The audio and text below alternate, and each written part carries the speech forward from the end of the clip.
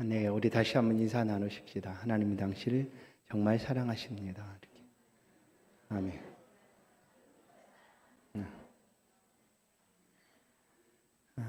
말씀대로 준비된 6월절이라는 제목입니다. 예수님은 공생의 마지막 시간을 마주하고 계셨습니다. 대적자들은 대적자들대로 매우 바쁘게 움직였습니다. 왜냐하면 6월절 마지막 되기 전에 예수님을 붙잡기 위해서 그들은 애를 쓰고 힘썼습니다. 성도 여러분, 우리가 한가롭게 또 때로는 평안하게 지내고 있을 그때에도 우리의 틈을 엿보고 무너뜨리려고 하는 이들은 분주하고 바쁘게 애를 쓰고 있습니다. 악한 사단마귀가 우리의 영의 빈틈을 보고 이렇게 무너뜨리기 위하여 애를 쓰고 있는 것과도 같습니다. 예수를 대적하던 이들은 예수님의 가장 가까운 사람을 공략합니다. 눈여겨보아두었던 열심당원 가룟 유다죠. 이 지금 가룟 유다는 굉장히 불만이 많이 있었습니다.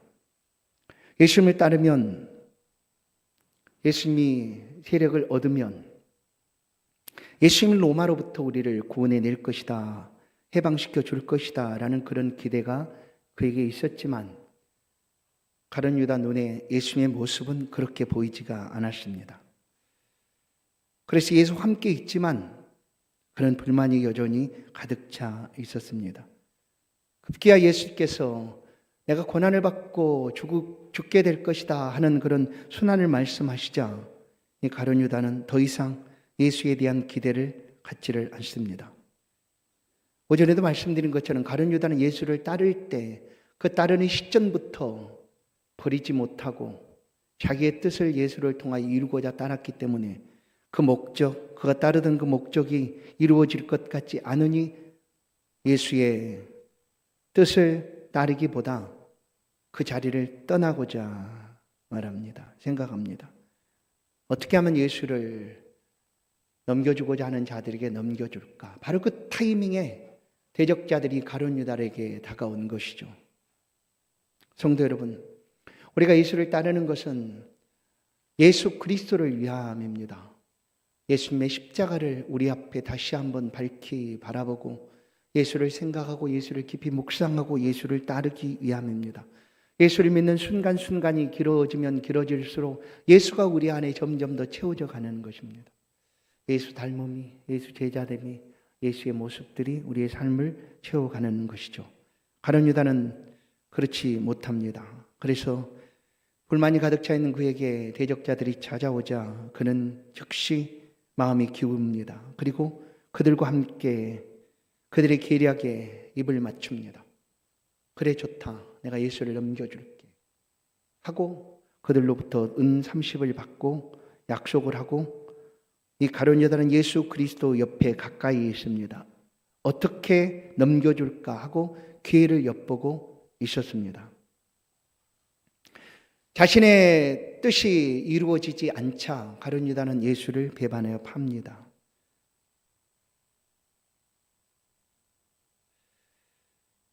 그렇게 예수를 팔았던 가룟 유다의 모습을 오늘 마가복음 14장 우리 본문 앞절에 10절부터 11절까지 본문을 성경은 기록을 합니다.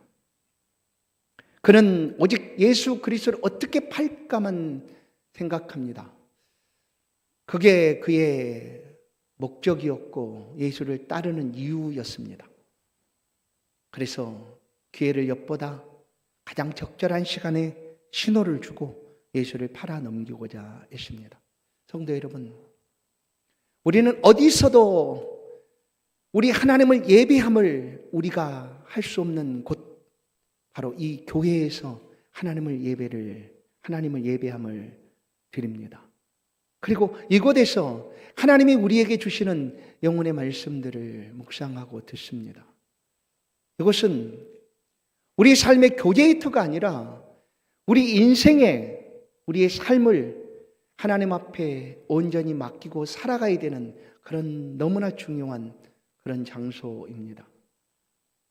누군가 얼굴을 한번 보는 것으로, 만나고 즐거운 것으로가 아니라 예수 그리스도를 우리의 마음에 채우고 그리스도를 닮아가는 일에 힘써야 되는 그런 자리가 바로 이곳입니다. 오늘 예수님께서 본문을 통하여 말씀합니다. 무교절이 다가왔다. 무교절은 이스라엘의 명절, 유월절이라고 부르고 있는 명절입니다. 왜 무교절이라고 부를까?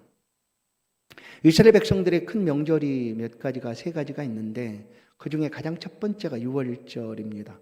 이스라엘 백성들이 애굽에서 해방한 그 날이죠. 그날은 1월 14일입니다. 1월 14일이 유월절이고 그때로부터 7일 동안 무교절인데 왜 무교절이라고 표현하는가? 누룩 없는 출애굽 당시에 이스라엘 백성들이 너무나 급하게 그곳에서 출애굽해야 됐기 때문에 발효시킨 빵을 가지고 나온 것이 아니었습니다. 발효되지도 않은 그런 반죽을 가지고 누룩이 없는 그런 무교병을 가지고 나왔다. 그래서 그때를 잊지 않도록 성경은 이스라엘 백성들로 하여금 이것을 규례로 만들어서 지키도록 합니다. 레위기 23장 5절에 보면 첫째 달 나흔 날 저녁은 여호와의 유월절이요 이달 15째 날은 여호와의 무교절이니 7일 동안 너희는 무교병을 먹을 것이요. 그렇습니다. 왜 6월인가? 그 1월 14일 그날에 이스라엘 모든 장자 첫 태생은 다 죽었습니다. 짐승의 새끼도 마찬가지였습니다. 믿지 못하는 아마 유대인들의 가정에도 장자가 죽었을지 모릅니다. 죽지 않도록 하나님께서 재앙을 내리실 때 이스라엘 백성들에게는 먼저 모세를 통하여 하신 말씀이 있습니다. 어린 양을 잡아 그 밤에 그 피를 문과 인설주에 문인방에 바르고 그 안에서 어린 양을 먹으라. 모든 걸 준비하고. 그러면 죽음의 사자가 넘어가리라 하는 거예요. 넘어가리라. 그래 6월입니다. 넘어가리라. 그래서 어린 양의 피를 바른 그 집은 상징적으로 죽음의 천사가 넘어갔습니다. 사자가. 그래 그 가정에 장자가 있었어도 살아나게 된 거죠. 그러나 이것을 믿지 못하는 가정 또한 애굽 사람들의 가정에는 그것을 행하지 않았기 때문에 죽음의 사자가 들어가서 모든 장자를 치게 되었다. 그날이 바로 유월절입니다. 출애굽기 12장은 다시 한번 말씀합니다. 42절. 이 밤은 그들을 애굽 땅에서 인도하여 내심으로 말미암아 여호와 앞에 지킬 것이니 이는 여호와의 밤이라 이스라엘 자손이 다 대대로 지킬 것이니라. 이게 유월절입니다. 그날을 잊지 말고 지켜라라는 거예요. 왜냐하면 구원의 날이니까. 여러분, 우리의 이 땅에 태어난 날을 생일이라고 표현합니다. 거듭난 날, 다시 태어난 날, 예수 믿은 날이죠. 그날을 기억하는 거예요. 그러나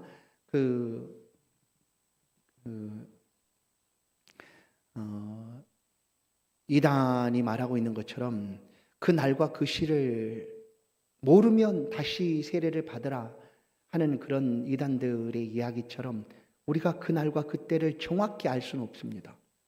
왜냐하면 우리는 세례를 받을 때, 물 세례를 받을 때야 그 날이 언제인가를 알죠. 내가 5월 며칠 날 아니면 11월 며칠 날 내가 세례를 받았다라는 건 알지만 사실은 우리가 거듭난 것은 성령 세례를 통하여 거듭나는 거거든요.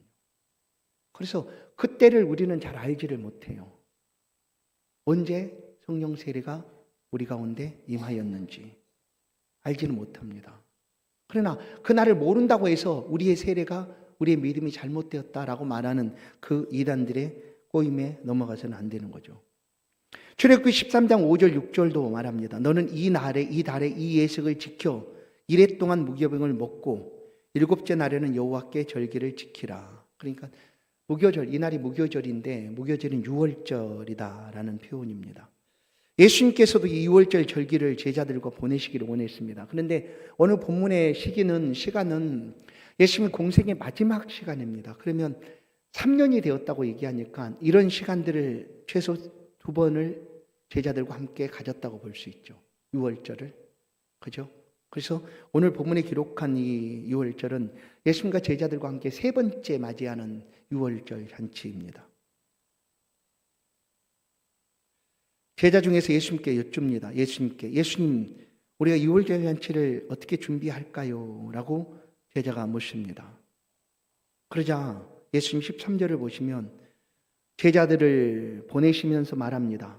이 말하는 내용들이 15절까지 이어지고 있는데 어디 한 곳 장소를 정하고 딱 그곳이다라고 말하는 것이 아니라 예수님께서 이렇게 말씀을 하시죠. 어디로 들어가라? 먼저 성으로 들어가라. 그 다음에 들어가 물동이 일리는 사람 만날 것이다. 그러면 그 사람을 따라 들어가서 그 집 주인에게 얘기해라. 우리 주인이 6월절 잔치를 함께 먹을 자리가 어디입니까? 라고 물어봐라. 그러면 그 주인이 큰 다락방을 보여줄 것이다. 이렇게 얘기하는 거예요. 제자는 예수님께 예수님 이게 우리가 6월절이 다가왔으니까 6월절 잔치를 함께 나눌 그곳을 어디다 준비했습니까? 한다든지 아니면 미리 준비한 곳이 어디입니까? 라고 예수님께 묻고 있는데 예수님은 그 제자를 향하여 지금 이와 같은 과정들을 통하여 준비하라라고 얘기하는 거예요. 그런데 이 과정들을 보면 어떻습니까? 모든 것이 딱딱 들어맞아야지만 알 수 있는 장소죠. 모든 것이. 여러분 성내로 들어갔는데 물동이인 사람이 한 명이지 않으면 어떻습니까? 어떻게 됩니까? 여러분 뭐 성으로 딱 들어갔는데 물동이 이는 사람이 막 한 명이 아니라 막 여러 명이 있어요. 여러 명. 그럼 이 제자는 어떻게 알 수가 있을까요? 아, 그 중에 몇 번째라고 얘기해 줘야 되는데 얘기도 안 해줬으니 내가 어떻게 찾지? 자, 그 다음에 또 그 집에 들어갔는데 나 그 주인이 하는 말이 나 몰라. 무슨 얘기하는 거야? 라고 한다면 어떻게 그 장소를 찾을 수 있겠습니까? 이 말은 뭐냐면 제자가 예수님께서 제자에게 말씀을 하고 보냈는데 이 제자가 얼마든지 그 예수님의 말씀을 거절할 수 있는 그런 이유들이 많이 있다라는 거예요. 얼마든지. 아니 예수님, 아니 성으로 들어가면 물동이 1인 사람이 한 명이 아니라 수십 명이 되면 어떻게 몇 번째예요? 뭐 이런 식으로 얘기할 수 있지 않겠습니까? 그런데 중요한 것은 그런 모든 과정들을 다 그냥 제자들이 무시하고 예수님의 말씀하신 대로 가서 준비했다라는 거예요. 예수님이 말씀하시던 대로 준비되었다. 이게 오늘 말씀입니다. 자, 이제 마지막 절을 보시면 16절을 보세요. 제자들이 나가 성내로 들어가서 예수께서 하시던 말씀대로 그 다음에 그 다음 말씀 보세요. 만나.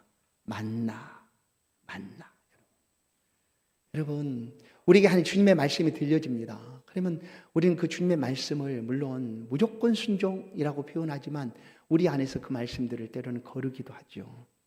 과연 그럴까? 이렇게 해서 될까? 그게 많은 부분이 어떤 부분인가 하면 기도라는 부분입니다. 우리가 기도할 때 진짜 이런 일을 이렇게 기도한다고 될까 하는 거죠. 기도한다고 될까? 그러나 여러분 우리가 이 오늘 말씀에서 분명히 붙잡아야 될 한 가지는 뭐냐면 이거예요.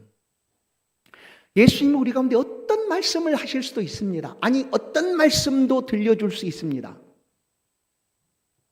그러나 그 말씀이 내가 생각하는 것과 다 안 맞을 수 있어요. 다 틀릴 수 있어요. 내가 기대했던 것, 내가 상상했던 것, 내가 예측했던 것과 다 안 맞을 수 있어요. 그래도 주의 말씀을 드려야 되는 이유는 무엇인가? 그것은 이겁니다. 예수님이시니까예요. 예수님의 말씀하시니까 그런 거예요. 그분이 말씀하시니까 듣는 거라는 거예요. 오늘 우리가 교회 신앙생활을 하면서 어떤 한 개인이 물론 목사가 하는 말일 수도 있어요. 그러나 목사가 개인적인 사심을 가지고 성도들에게 하는 말이 아니라면 하나님의 말씀을 붙잡고 그 말씀 안에 있는 하나님의 말씀을 준다고 하면 그는 내가 아닌 그리스도의 말씀으로 들어야 된다는 거예요. 그래서 오늘 제자들이 주의 말씀하신 대로 이제 어떻게 했습니까? 말씀을 들었어요. 그 다음에 그대로 갔겠죠. 그런데 보세요. 만나게 하시는 분이 하나님이세요. 만났다라는 거 아니에요. 성으로 들어가서 주의 말씀하신 대로 만났다라는 거예요. 여러분 우리가 의도적으로 이 모든 것들을 다 꿰 맞춰서 이거 주의 말씀이니까 이렇게 해야 되는데 이 사람이 있어야 되는데 이렇게 하지 않는다 할지라도 말씀하시는 주님께서 1.1획도 변함이 없으신 그 주님께서 말씀하신 대로 짝을 반드시 이루시는 주님께서 말씀하신 대로 행하시는 분이시다라는 거예요. 우리는 그 주님을 믿는 거예요. 변함없이 말씀하신 그대로를 행하시는 그 예수 그리스도를 믿는 겁니다. 그러나 그 말씀하신 것이 오늘 현상으로 우리 눈앞에 결과로 딱 나타나 있는 건 전혀 없어요. 없잖아요. 그게 없어요. 그런데도 믿는 것은요,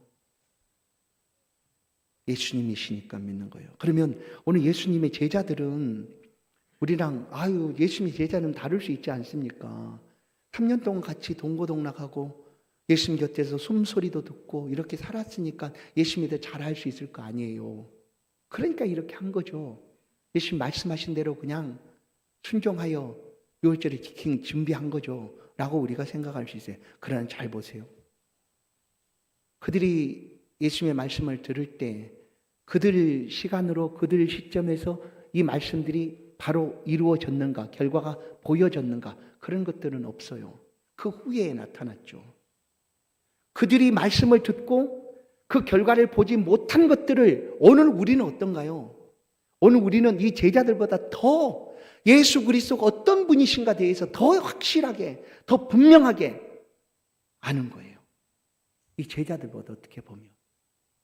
왜냐하면 제자들은 자기들이 경험하고 함께 살았던 그 순간뿐이지만 오늘 우리는 예수님이 공생애를 살았던 그 3년의 모든 시간들 뿐만 아니라 성령의 감동으로 그 이후의 사람들에게 하나님의 뜻을 알려주셔서 기록하게 하신 성경들을 통하여 예수 그리스도가 어떤 분이신가를 더 확실하게 알게 되는 거예요. 그래서 예수님이 말씀하시면 들을 수 있다는 거죠. 말씀하시던 대로 우리는 들을 수가 있다라는 거예요.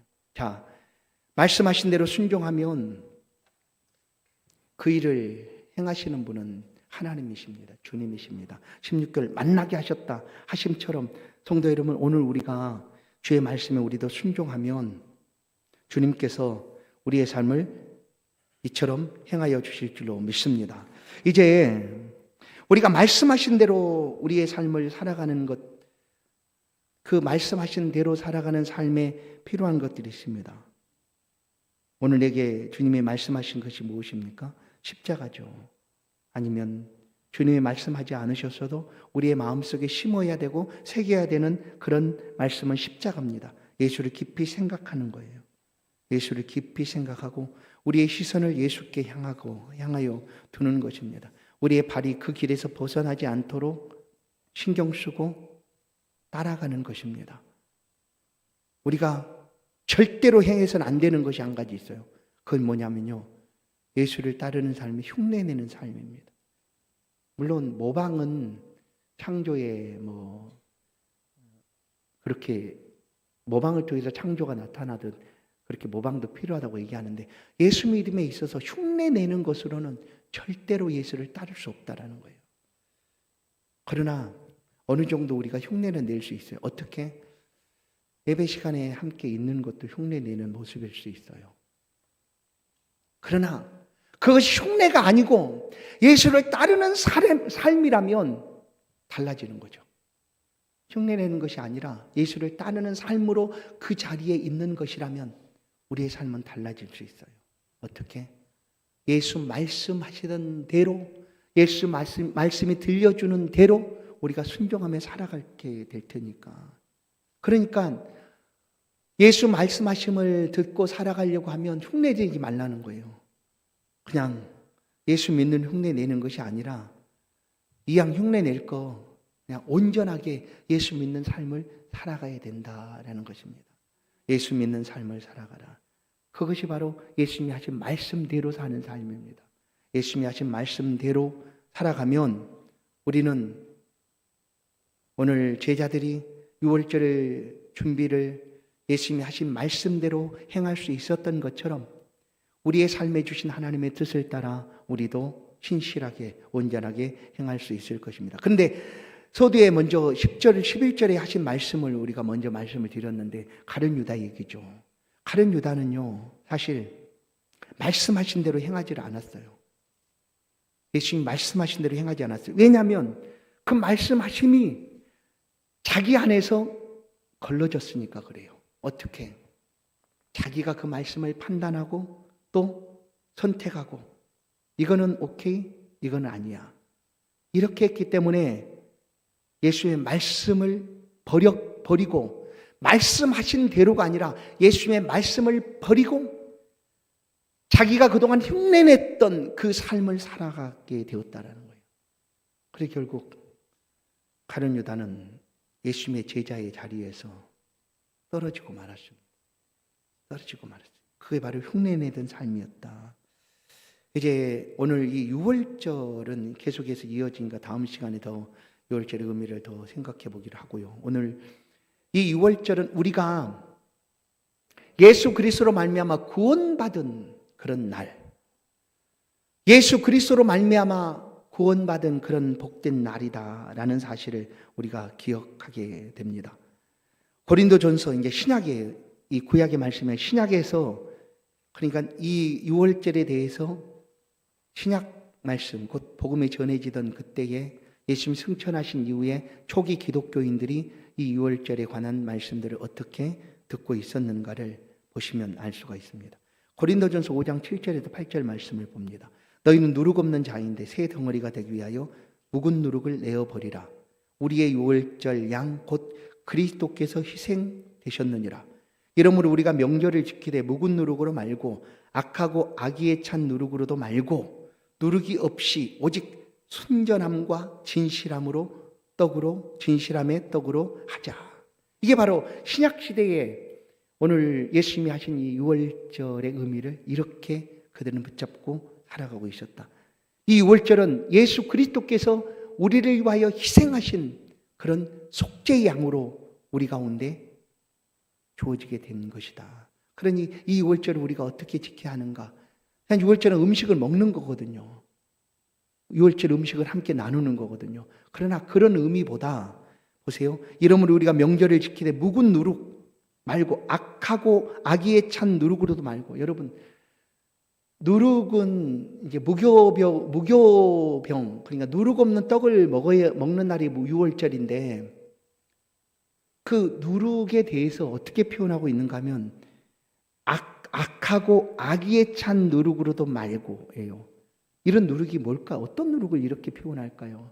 그러니까 누룩 이야기가 아니라는 얘기예요. 이제 우리가 예수 그리스도의 보혈의 피로 깨끗함을 받은 유월절 그런 은혜를 입은 우리들은 그냥 누룩 없는 떡으로 하라 하는 것은 이 누룩 이 부풀게 하는 그런 이스트 이런 게 아니라 우리의 삶에서 누룩 없는 거룩한 삶을 살아가라라는 거예요.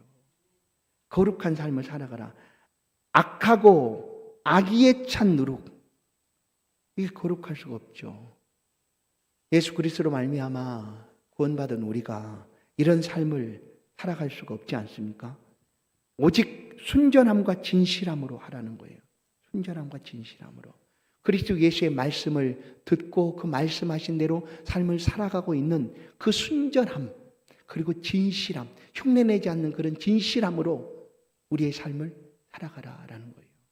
이게 바로 유월절을 살아가고 있는 성도의 그 초대교회 시대의 모습입니다. 예수 그리스도께서 이 땅에 유월절 어린 양으로 오셨습니다. 구약 절기에 유월절 어린 양처럼 우리를 대신해서 죽어주셨으니까. 고린도전서 5장 7절에도 우리 유월절 양 곧 그리스도께서 희생되었다 하심처럼 우리 가운데 유월절 어린 양으로 오셨습니다. 그리고 오셔서 우리의 죄를 다 죄속해 주셨습니다. 그래서 천하 인간에게 다른 이름은 없다라고 단언하고 선언하는 거예요. 예수 이름 외에. 왜냐하면 예수님 밖에 우리의 죄를 대속하실 분이 없으세요. 예수님 뿐이에요. 다른 이름은 없어요. 오직 예수님만이 우리의 유월절 어린 양이 되셔서 우리의 죄를 대속해 주셨고 우리의 죄가 사함받고 우리가 주 안에 평안함과 또 은혜로운 삶을 살아가게 하셨다라는 거예요. 이 삶을 우리가 살아가고 있습니다. 이 삶을 사는 동안 누룩 없는 거룩함으로 정결함으로 예수를 신실하게 섬겨가는 그 믿음의 삶으로 주님 앞에 살아갈 수 있기를 주의 이름으로 간절히 축원합니다. 말씀하신 대로 우리의 삶을 살아가 보십시다. 그럼 만나게 하시는 분은 하나님이고 이루시는 분은 하나님이고 그 결과를 성취하시는 분도 하나님이십니다. 그 앞에서 우리는 6월절 어린 양이 되셔서 우리를 정결하게 하신 예수 그리스도를 굳건하게 붙잡고 거룩하고 신실한 삶을 살아 하나님께 영광 돌리는 우리의 삶이 될 수 있기를, 우리의 생애가 될 수 있기를 주의 이름으로 간절히 축원합니다. 하나님 감사합니다. 주를 향한 우리의 마음을 받아 주옵소서. 주를 예배하고자 오늘도 이 귀한 시간 하나님 앞에 섭니다. 우리 예배를 받아 주시고 우리 안에 풍성한 은혜를 넘치도록 허락하여 주옵소서. 이 시간도 주의 능력과 권능의 역사를 주의 백성들 한 사람 한 사람에게 허락하여 주시고, 특별히 예배하는 우리 청년들, 저들의 생애가 하나님을 잘 경외하게 하시고 하나님 말씀하신 대로의 삶을 저들의 생애 속에 살아갈 수 있도록 앞길을 주장하시고 은혜 베풀어 주옵소서. 좋은 직장을 찾게 하시고 아름다운 가정을 이루어갈 수 있도록 좋은 배필도 만나게 하시고 어디서든지 인정받고 뛰어난 그런 믿음의 사람으로 설 수 있도록 우리 청년들에게 은총을 더하여 주옵소서. 성도들이 살아가는 모든 한날을 주님의 눈동자같이 지켜주시고 평안함과 은혜 가운데 붙들어 주옵소서. 예수 그리스도의 이름으로 기도하옵나이다.